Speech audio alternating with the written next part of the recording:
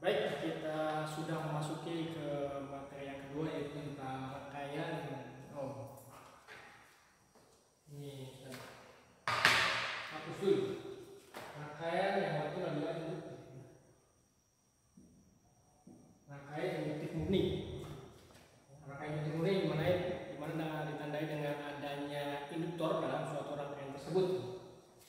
Seperti pada gambar ini. Ada induktor yang bentuknya seperti pegas kalau dalam sketsanya. Kemudian dihubungkan dengan sumber arus bolak-balik,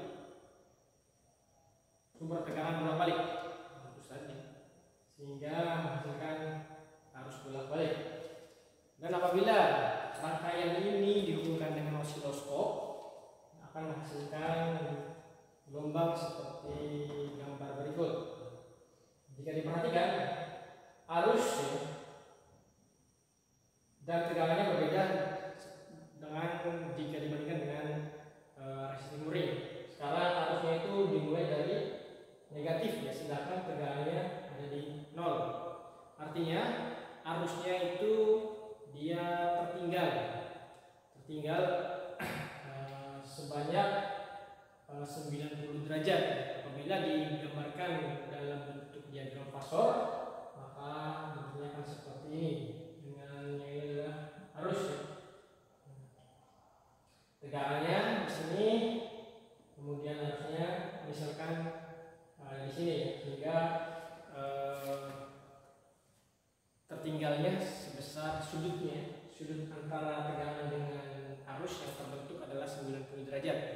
Sehingga dapat dikatakan arus pada rangkaian induktif murni ini tertinggal 90 derajat dari tegangan, atau tegangannya mendahului 90 derajat dari arusnya, tergantung dari kita ambilnya sudut pandang mana atau apa yang ingin dijadikan acuan sebagai pengukurannya. Jika yang dijadikan acuan adalah arus, jika dijadikan acuan adalah tegangan, maka arusnya tertinggal 90 derajat dari tegangan. Kalau yang dijadikan acuan adalah arus, maka tegangannya mendahului arus 90 derajat. Nah, kita akan ambil tegangan sebagai acuan, sehingga arusnya tertinggal 90 derajat, sehingga persamanya akan seperti berikut, ya. Persamaan tegangannya tetap seperti resistif murni, sama saja, ya, yang dijadikan acuan.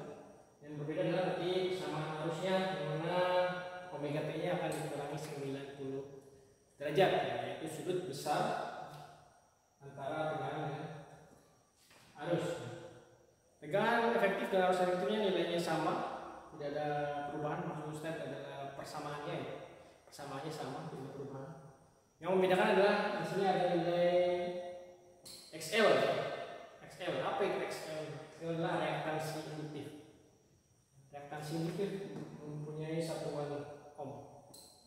Nah, kenapa ada XL ini? Karena induktif itu fungsi utamanya bukan untuk menghambat, berbeda dengan resistor yang memang fungsi utamanya untuk menghambat. Kalau induktif bukan sebagai penghambat, tetapi punya fungsi lain, yaitu untuk menginduksi suatu logam. Nah, karena fungsi utamanya bukan untuk menghambat, kita perlu mencari tahu nilai hambatan dari suatu induktor tersebut. Caranya dengan mengalihkan nilai induktansinya dengan nilai kecepatan sudutnya atau omega-nya, sehingga menghasilkan reaktansi induktif nantinya. Oke, itu saja untuk ringkasan materi dari rangkaian induktif murni. Semoga dapat dipahami.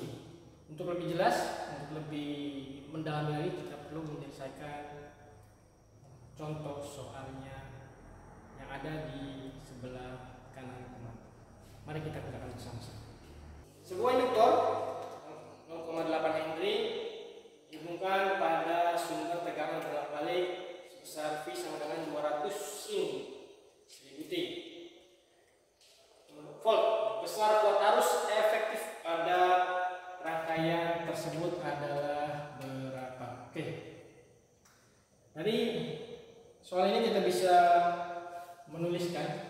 induktor ya, berarti induktansi. Induktor itu mempunyai induktansi sehingga itu adalah nilai L 0,8 Henry.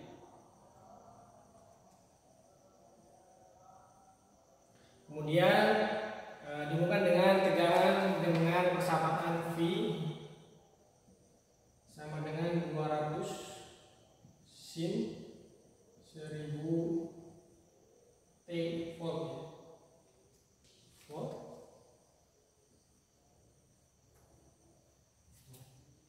Dan yang ditanyakan adalah arus kuat, arus efektifnya.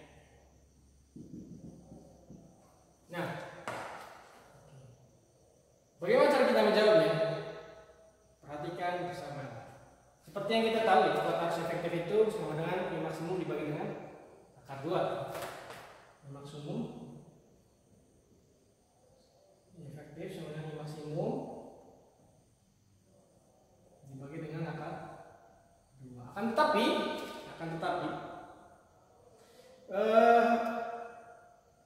dari yang diketahui belum ada nilai I maksimumnya. Kita hanya tahu nilai tegangan maksimum ya, ini ya. Ini V maksimum ya. Dan juga nilai omega. I maksimum belum ada.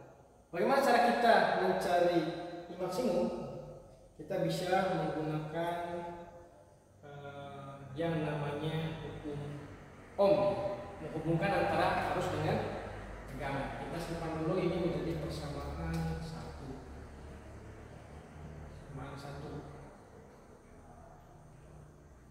Kita cari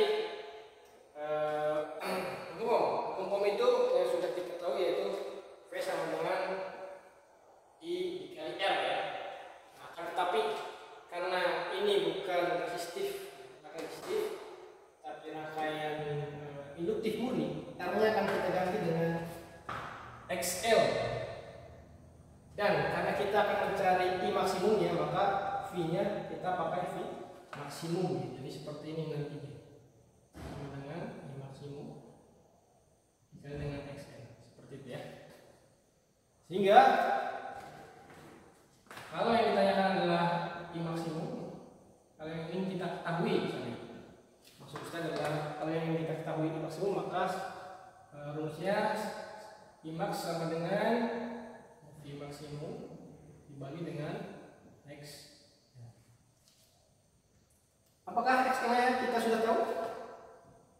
Belum. Tidak ada XL di nilai yang kita ketahui. Ya, kita perlu mencari XL. Kita simpan dulu, ini untuk persamaan dulu. XL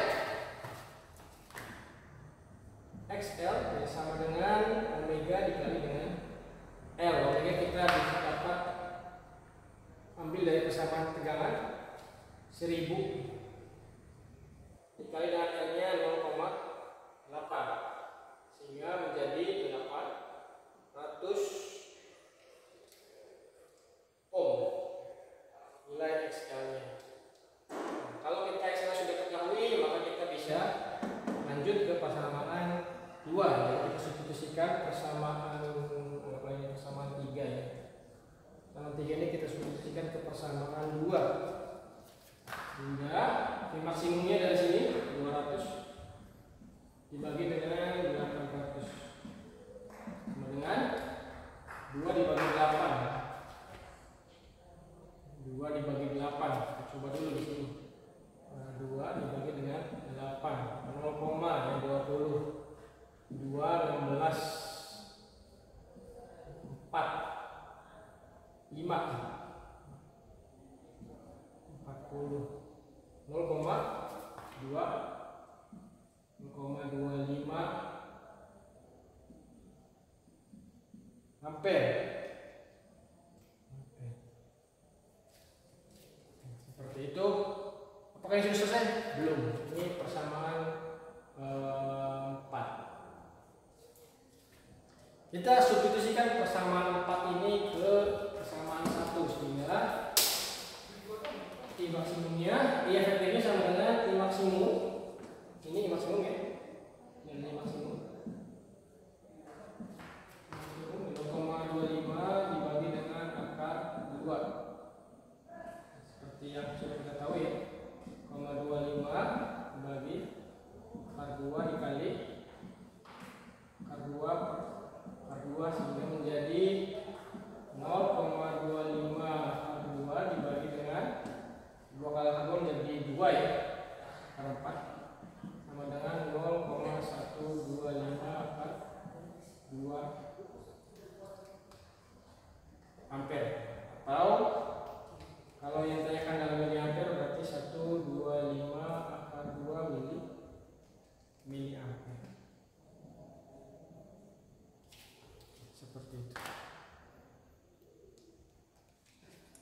saja untuk sesi kali ini.